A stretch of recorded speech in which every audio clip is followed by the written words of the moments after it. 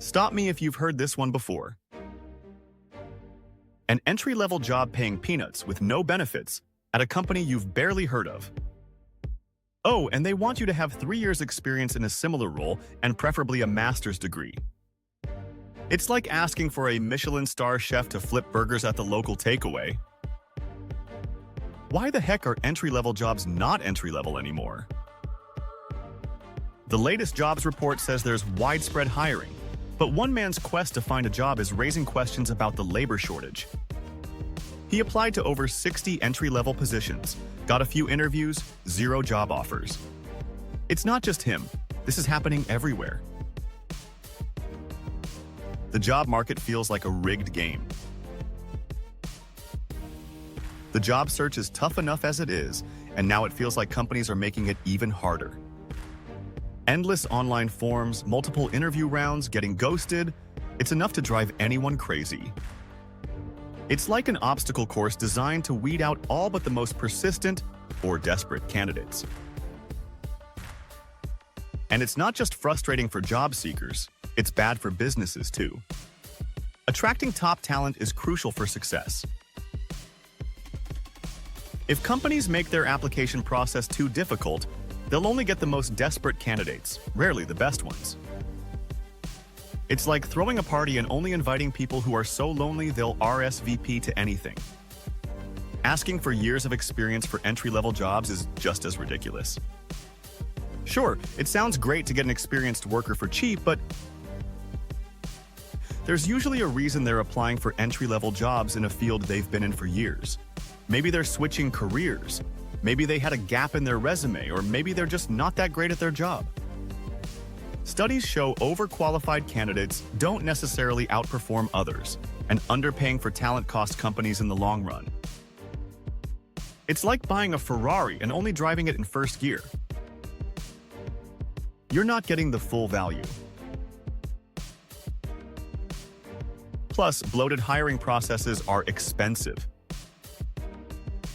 Job postings, multiple interviews, recruiters' fees, it all adds up, often costing more than the new hire's salary. It's like spending a fortune on fishing gear, only to catch a minnow. So, why do companies do this if it's bad business? There are a few reasons, and some are just plain dumb. First, it's too easy to apply for jobs now. Online job boards let you apply to hundreds of positions with a few clicks.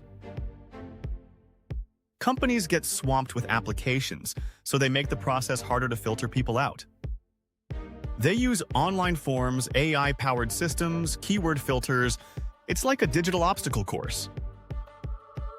How does it feel knowing an algorithm might be judging your resume before a human even sees it? This has led to a whole industry of AI resume checking tools.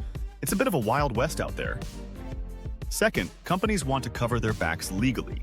They list a ton of requirements so they can reject anyone they want, claiming they didn't meet the criteria. It's like setting the bar so high that no one can clear it, then claiming you couldn't find anyone qualified. It's easier to reject external candidates, so internal promotions get blocked too. Internal hires are great for companies. They know the culture, require less training, and tend to stay longer. But they're also more complex. Someone needs to fill the promoted person's role, creating a chain reaction of hiring. So, companies make the requirements tougher to discourage internal applicants and avoid the hassle. Third, some managers just don't know any better. They assume more experience is always better, even if it's not directly relevant to the job. They focus on ticking boxes, not on finding the right fit for the role and the team. But remember, sometimes the best hires are the ones with fresh perspectives and a willingness to learn. It's like always ordering the same dish at a restaurant. You might miss out on something amazing. Fourth, they want to see how you handle a challenge.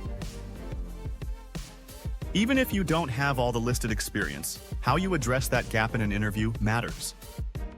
Can you demonstrate problem-solving skills, adaptability, a willingness to learn? That's valuable. It's like being asked to cook a dish you've never made. Can you find a recipe, improvise, and still create something delicious? This shows resourcefulness and initiative, qualities that any employer would appreciate. So, what can you do about this crazy job market? First, don't let those long lists of requirements discourage you. Apply anyway. Tailor your resume to highlight your transferable skills, even if they're not from the same industry. Leadership, communication, decision-making under pressure, these are all valuable in any field. Focus on your achievements, not just your job titles. Quantify your impact whenever possible. Instead of saying maintained public safety, try reduced crime rate in my precinct by 15% through proactive community policing. And practice those interview skills. Be prepared to explain how your experience makes you the right fit, even if you don't tick every box. Show them your passion, your drive, and your willingness to learn and grow. Second, keep learning and growing. The more you know, the more valuable you are. Invest in yourself, take courses, expand your skill set. This not only makes you a better candidate, it also boosts your confidence and opens up new opportunities. It's like leveling up in a video game. The more skills you acquire, the more challenges you can overcome. Third, network like crazy. Talk to people in your desired field. Attend industry events. Use LinkedIn. You never know who might have a lead or offer valuable advice. It's like having a team of scouts out there looking for opportunities on your behalf. And here's where AI comes in handy again. Use ChatGPT or other tools to optimize your LinkedIn profile, craft compelling messages to connect with people, and even practice your interview answers. AI can be your 24/7 career coach, providing support and guidance every step of the way. Finally, don't give up. The job hunt can be tough, but persistence pays off. Keep refining your resume, keep applying, and keep believing in yourself. Remember, setbacks are temporary. Every no brings you closer to a yes. You have valuable skills and experience to offer. With the right approach, you'll find the perfect second career that brings you fulfillment and success. Remember, it's not just about finding any job, it's about finding the right job for you. One that aligns with your passions, your values, and your long-term goals. So go out there and show them what you're made of. The world is waiting for your unique talents and perspective. Need to keep your screen looking busy? Sign up for our free email newsletter. Don't forget to like, subscribe, and get notifications for more money mindset makeover content.